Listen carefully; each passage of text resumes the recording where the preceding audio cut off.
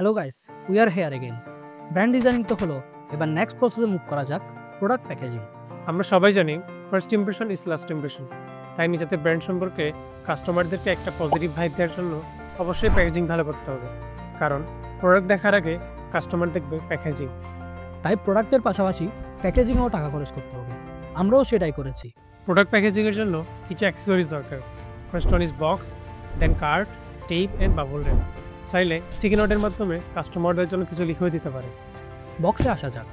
যেমন তেমন box make করলে হবে না ভাই, কারণ কোরিয়ার সার্ভিসগুলো বক্সের অবস্থা খারাপ করে ফেলে।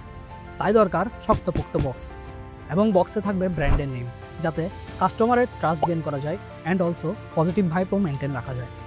আমাদের মতো যেসব স্টার্ট আপের বাজেট কম, তাদের জন্য প্যাকেজিং পার্টটা খুবই প্যারাদায়ক, কারণ নিজের মনের মতো করে বক্স ডিজাইন করতে গেলে নিয়ম 500 থেকে 1000 পিসের মতো বক্স বানাতে হবে, যেখানে 14 থেকে 15,000 টাকার মতো খরচ হয়ে যাবে। তাই আমরাও নিজেদের মতো করে বক্স বানাতে পারলাম না। বিকল্প পদ্ধতি হিসেবে মার্কেটে কিছু রেডিমেড বক্স পাওয়া যায়।